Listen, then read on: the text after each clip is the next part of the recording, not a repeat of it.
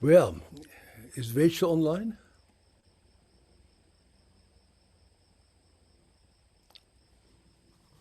Hi, Rachel. You still in Danbury?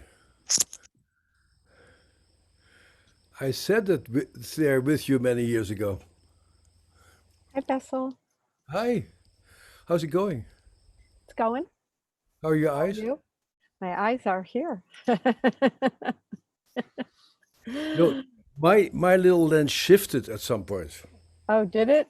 In a and bad way? I need to get it actually fixed. Mm. It's hi, Christopher. Hi, Christopher. And Hello. hi. I hope Burning Man comes online also. Well, they've been having a lot of trouble with I the hear. infinite playa and all that. It's being written about in like all these papers, the New York Times, PBS, how this is just not how Oh, Burning Man goes. well, for one thing, we have our clothes on, Well, and for one thing. and we're not dehydrated and all that sort of stuff. No, nothing is the same.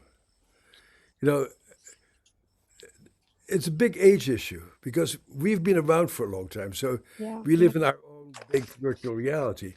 But when you're a young person, you need to have new experiences, real experiences. Like you cannot live in a virtual world as a young person. Like it's crazy. Yeah, I I, suppose. I weep for the young ones. Do you? I do, yeah, yeah. Although my young ones, well, my young ones aren't that young anymore.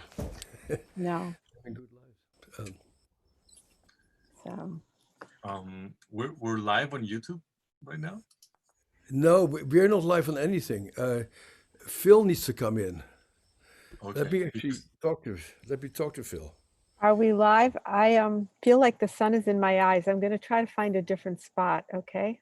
Yeah, I've been Hey moving guys, around just all morning. this is Julian, Joseph, Phil's assistant.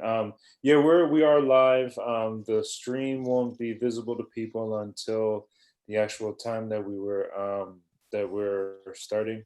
Good. But we are good to go. So we're just prepping up.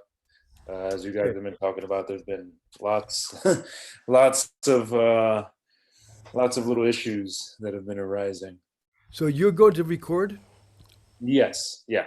because I'm not the host, so I have Right. no No, yeah, power we, whatsoever. yeah, so that we could work on making sure that people have the ability to see it and trying to work out all these kinks.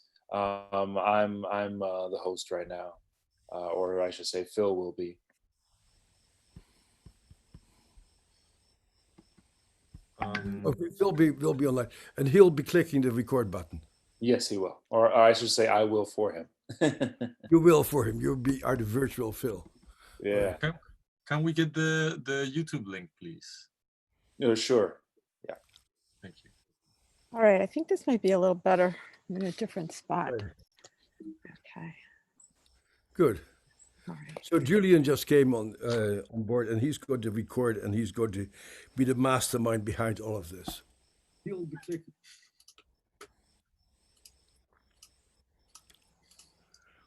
And we have another 15 minutes. Oh, 15 minutes? Yeah, Oh, I told Yeah, my. you have a little bit of time if you wanna yeah. kind of Okay. hop off So for a minute or so so. it's actually it starts at 1:15. That's right. Right. Okay.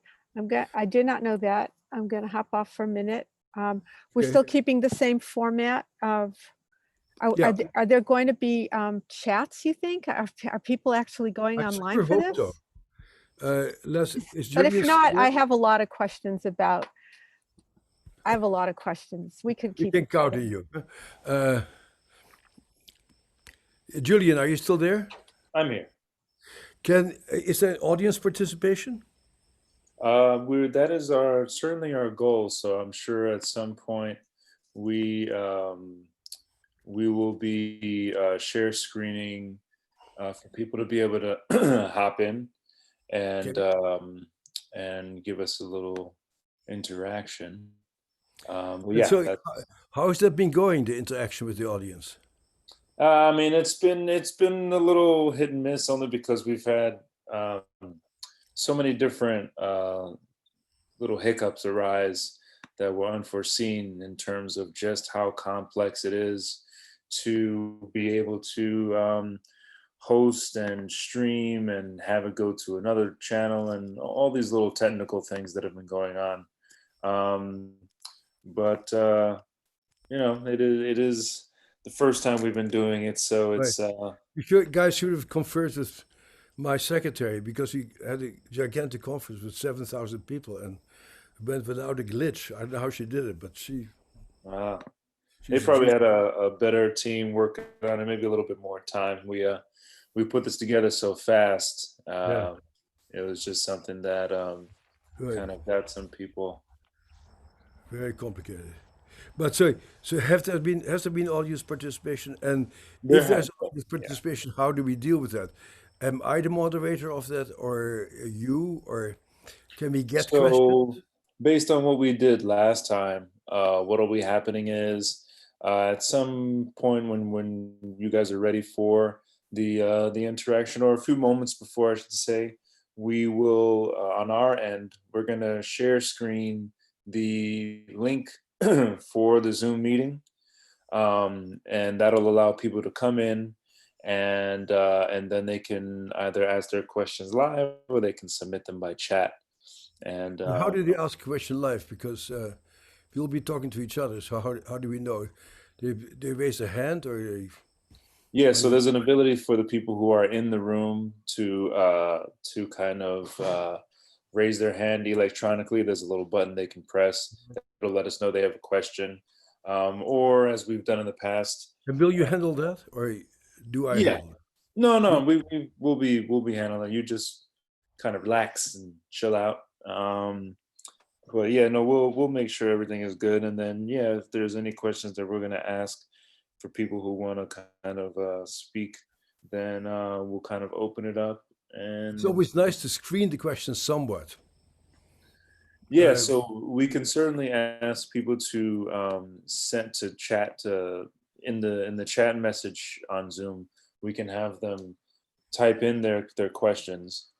And then after we're going through them, we can certainly kind of say, oh, okay, so and so had a question, and kind of go through it that way if you want to do a little bit more screening. well, see, the questions oftentimes are people it's like, oh, I'm an Iraqi veteran. I've tried to kill myself 15 times, and what should I do? And that's the sort of question we don't want to answer. That didn't happen Yeah. at Burning Man ever. That's not what happens. But Well, this isn't real Burning Man, I guess. well, we'll see. Oftentimes, my experience is that oftentimes people like to wash their dirty laundry in public, and that's really not what we want to do. That didn't happen in Burning Man, huh? No.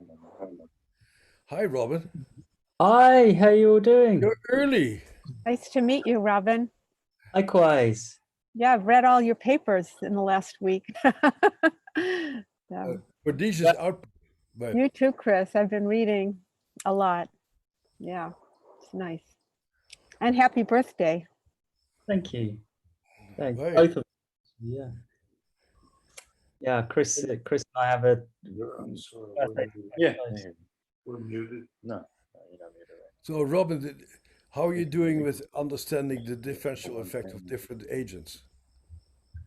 Yeah. You know, they're often more similar than they are different. I could say at least the classics are quite similar. The psilocybin and the LSD. Yeah, and the DMT, yeah, I think it's just it's the potency and maybe the kinetics. But I don't think Chris might disagree, but I don't think they're worlds apart. They're kind of the same thing, but maybe ramped up with DMT, at least how we give it and in the doses that we give it. MDMA is a little different. Yeah, It is, isn't it? yeah. Uh, The brain, I'm thinking. Yeah. I'm still very puzzled about ketamine because it's such a non-mental process. Yeah. Yeah. Stuff happens, and then my wife Yeah. tells me to change, but I don't feel the change. Like, I don't feel I have as good a handle on it on ketamine, to be honest. Well, there are plenty of people that are trying to get a handle on ketamine. So Interesting, because we are in the ketamine dome, actually. we're in the ketamine dome, right? Right, Okay, so dancing But the away. ketamine people, I mean, the mainstream ketamine people don't think they're working with a psychedelic. Right. Okay. Yeah. Yeah, I would kind of go with that. It's controversial. We've had a lot of discussions about that because Mount Sinai is one of the hubs that brought ketamine to the FDA approval, and Dennis Charney's pet project. And they're very resistant to the idea that ketamine is a psychedelic or that anything about its effects are related to any psychedelic properties. So it's a common view. for me, the question is, what does it shake up? Certainly with MDMA, we have a fairly reasonable handle to go, oh, something changed in terms of your perception of yourself, and you're able to go to places that you ordinarily can't go to.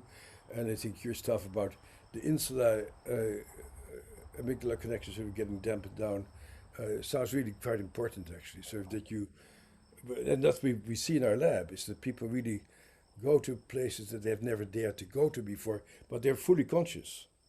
And in ketamine, there's no Well, consciousness. you can be conscious in ketamine. I think it just depends on the dose and the route of administration and whether somebody is grounding you with their presence. So the way that it's used in most ketamine clinics is probably not the way you tried it. You probably tried an IV bolus. But with an infusion, it's a very different kind of a soft trickle. And people are present. They may dissociate a little bit, but again, that's also a story that isn't really being well told. I mean, the difference between the lozenge and the intranasal spray and the IV and the I found IM. both, actually. Okay, well, I think that they're very, they would have to be different. Yeah, the injection is like, you don't have any time between baseline and there we are. But I think that the infusion is meant to give you a little bit more of a smooth escalation. So Robin, you're not studying ketamine? No, others in the lab are, but they're looking at its effects on plasticity and maybe